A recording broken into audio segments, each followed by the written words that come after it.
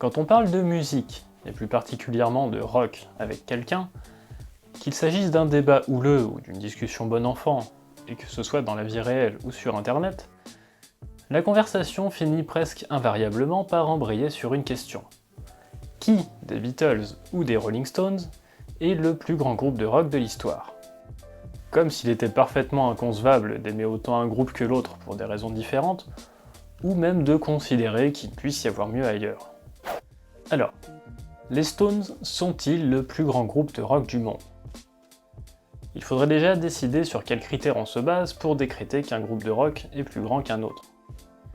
Il suffit de voir que pour une radio comme RTL2, le titre de plus grand groupe du monde se joue alternativement entre Coldplay et U2, pour se rendre compte que tout cela est finalement bien subjectif. S'il est en revanche une chose sur laquelle tout le monde, ou presque, s'accorde, c'est que les Rolling Stones sont un groupe incontournable de la musique rock. Avec un paquet d'albums mythiques enregistrés entre le milieu des années 60 et le début des années 70, dont la plupart sont restés dans la légende en partie grâce à leurs pochettes iconiques. Peut-être vous rappelez-vous des toilettes crasseuses de Beggar's Banquet, ou du gâteau à la crème de Let It Bleed, et vous avez sans nul doute en tête la fameuse fermeture éclair de Sticky Fingers signée Andy Warhol. Mais bien que toutes ces pochettes aient marqué l'histoire chacune à leur façon, c'est à un album peut-être moins connu du grand public que j'ai choisi de m'intéresser. L'album Between the Buttons, qui mine de rien a lui aussi marqué un tournant dans la carrière des Stones.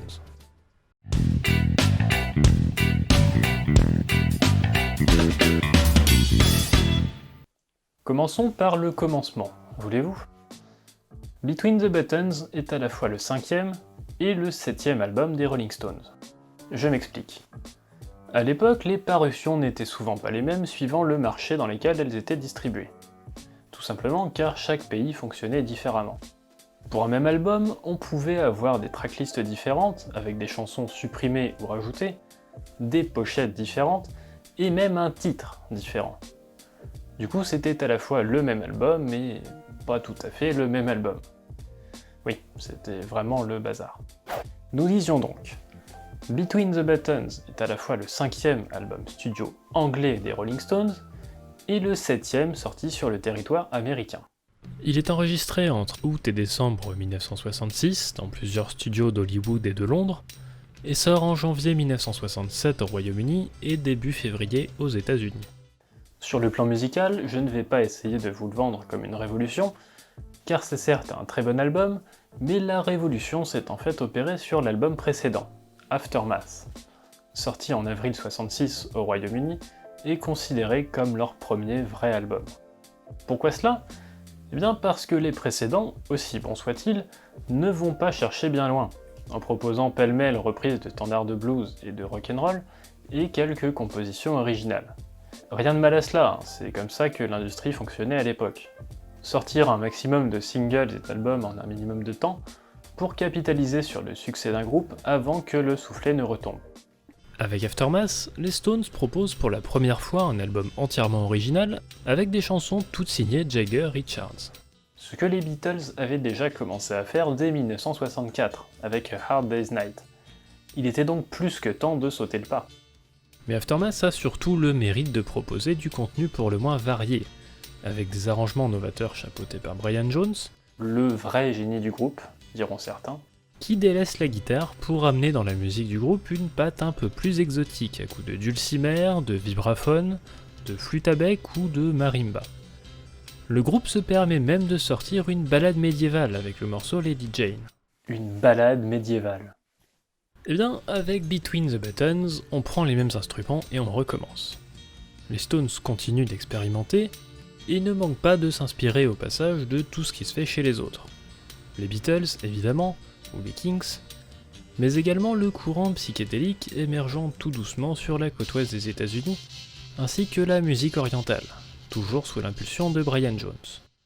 Avec Aftermath puis son successeur Between the Buttons, les Stones en profitent aussi pour parfaire leur image de mauvais garçons, une stratégie de communication savamment orchestrée par leur manager Andrew Loog Oldham, qui, paradoxalement, était lui-même plus jeune que la plupart des membres du groupe.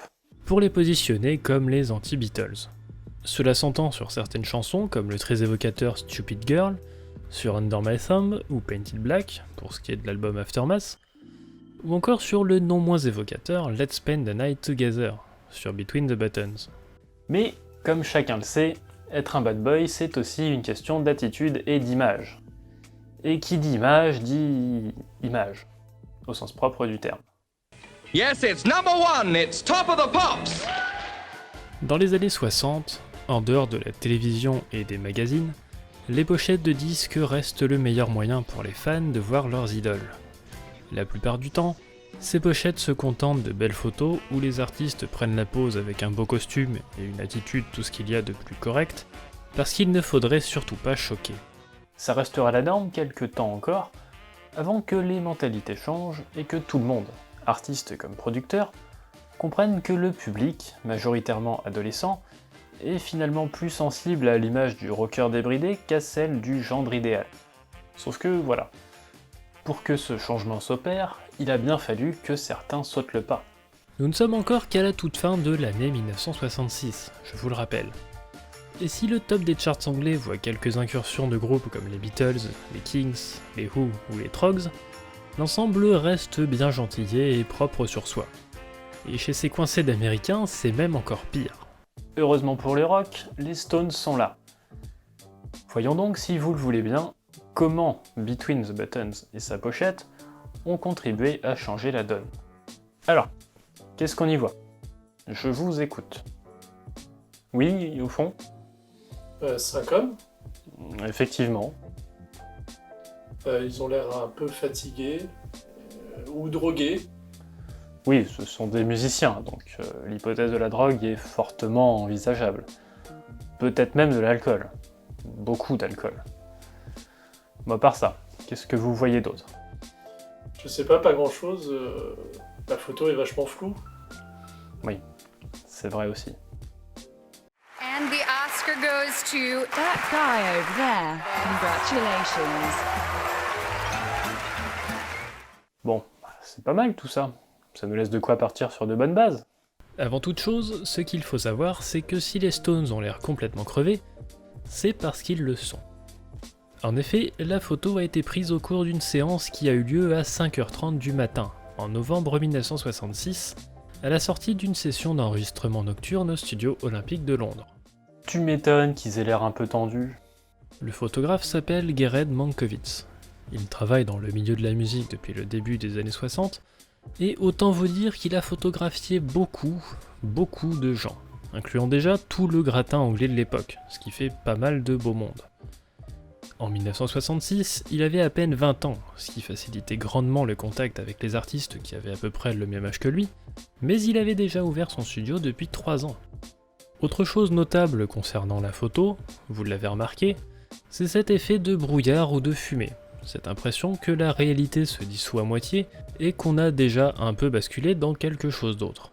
Cet effet est dû à un filtre tout ce qu'il y a de plus artisanal, avec du carton noir, du verre et de la vaseline. Preuve qu'on peut faire plein de choses avec de la vaseline. Mankowitz dit avoir voulu, je cite, « capturer la sensation éthérée, bestiale de l'époque. Ce sentiment au petit matin, quand l'aube se brisait, et qu'ils avaient joué de la musique toute la nuit, complètement défoncés. Ça, c'est l'esprit rock. » Ce qui nous ramène à la communication appuyée de leur manager voulant en faire des bad boys. Si on regarde du côté des autres groupes anglais à la mode à l'époque, on n'est pas du tout dans ce type d'imagerie. On a toujours un côté joyeux, peut-être parfois un peu irrévérencieux, mais jamais avec de mauvaises intentions. Toujours un petit sourire, ou en tout cas l'assurance que ces jeunes gens sur la photo seraient bien incapables d'être méchants. Et même dans le cas des Beatles, qui à l'époque essayaient de casser cette image de gentil garçon qui leur collait à la peau, on voyait bien qu'ils n'allaient pas vous faire grand mal. Avec les Stones, le doute persiste. Regardez Mick Jagger par exemple. Est-ce qu'il a la tête du gendre idéal pour vous? Et Brian Jones alors, le seul à ne pas regarder l'objectif. Sans compter Charlie Watts, le batteur, qui a l'air de s'être érigé en une sorte de Gandalf protecteur, prêt à crier « Je disais donc, Brian Jones, enfoui dans son col et totalement désintéressé de ce qui se passe autour de lui, l'air à moitié endormi ou à moitié défoncé, en tout cas complètement ailleurs, vous l'auriez laissé approcher votre gamine, vous ? Non. Évidemment que non. Et ça tombe bien. C'est justement l'effet recherché. Andrew Oldham avait d'ailleurs quelques années auparavant fait imprimer des slogans dans les journaux tels que « Laisseriez-vous votre sœur sortir avec un Rolling Stone ?» pour accompagner les premiers albums du groupe. La mise en scène même de la photo est aussi très parlante, puisqu'elle se présente plus comme une photo volée de paparazzo attendant le groupe à la sortie du studio, que comme une séance photo bien préparée. On a ce côté mystérieux, imprévu, et cette sensation de découvrir les Stones tels qu'ils sont vraiment, sans phare ni artifice. Et donc pas vraiment super heureux d'être surpris à la sortie de leur studio à 5h30 du matin. Ça change complètement de n'importe quelle autre pochette de groupe anglais qu'on pouvait trouver à l'époque dans les bacs. Et c'est pour ça que ça fonctionne. La nouveauté d'une part, et l'impression d'enfin découvrir de vrais êtres humains avec leurs hauts et leurs bas, et pas de simples robots qui ne savent faire que sourire. À ce propos, l'album Aftermath, on y revient, dans la pochette de sa version américaine, réalisée par le photographe anglais David Bailey, avait déjà un peu ouvert la voie à l'affichage décomplexé des membres du groupe comme des mauvais garçons. Le groupe prend encore la pose bien sagement, avec costume et tout, mais on a quand même déjà quelques éléments qui préfigurent le tournant qui allait être pris, comme le fait que personne ne sourit, Bill Wyman qui ne prend même pas la peine de faire face à l'objectif, et cet effet de flou laissant imaginer que tout n'est pas clair avec ces jeunes gens. Dès lors, avec Between the Buttons, le chemin était tout tracé pour ce qui allait venir après. Bien aidé aussi par le fait que le monde de la musique en règle générale allait soudain se décomplexer totalement dans le contexte libertaire de la fin des années 60. Their Satanic Majesty's Request, tout d'abord, un album dont le titre fait clairement référence au satanisme, et où la pochette montre le groupe accoutré très bizarrement dans un décor totalement psychédélique, prêt à se livrer à un rituel à base de fruits et de bonne humeur. Et l'album suivant, Beggar's Banquet, montrant littéralement des toilettes dans un état déplorable. Tellement choquant que la pochette a carrément été censurée lors de sa sortie. Non, on ne peut pas montrer des toilettes dégueulasses impunément. Un peu de tenue, merde.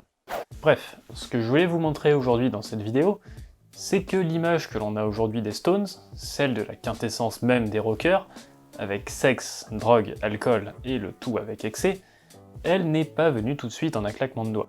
Elle a été savamment construite par un producteur qui avait flairé le bon coup, et qui a joué carte sur table pour vendre au monde entier des bad boys, une image que l'on associe aujourd'hui sans réfléchir à la musique rock, alors que la mode était alors encore aux jeunes gens bien sous tout rapport. D'ailleurs, s'il faut une preuve que ça n'était finalement que de la com, il suffit de voir les prestations du groupe sur scène à la même période, qui restent finalement assez similaires aux autres groupes phares de l'époque. Tout le monde a encore l'air d'être très coincé, et reste bien sagement là où il est censé être sans déborder d'un pouce. Mick Jagger est le seul à oser se trémousser un peu et encore. En 1967, le groupe est même obligé de modifier le refrain de Let's Spend the Night Together en Let's Spend Some Time Together, pour pouvoir passer au célèbre Ed Sullivan Show à la télé américaine.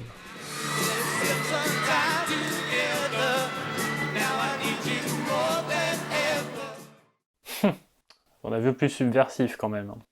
Mais peu importe. Andrew Oldham a réussi son coup, et les Stones vont progressivement entrer dans les consciences comme les enfants terribles du rock. Ce qu'ils n'avaient pas prévu en revanche, c'est qu'ils seraient forcés de démissionner à la fin de l'année 1967, à cause d'une très mauvaise gestion des affaires du groupe et de problèmes récurrents de consommation de drogue, et de devoir vendre en 1968 ses droits sur le groupe à Allen Klein, un manager qu'il avait lui-même engagé pour gérer ses affaires, et qui allait du coup récolter tout le fruit de ses efforts, avant de se faire lui-même dégager quelques années plus tard. Mais ça, c'est une autre histoire.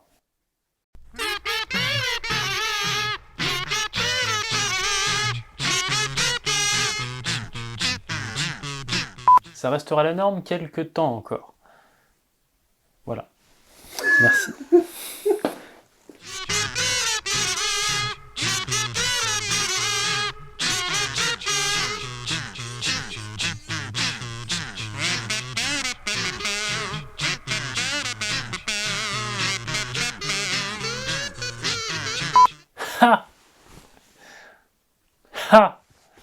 On avait plus subversif quand même.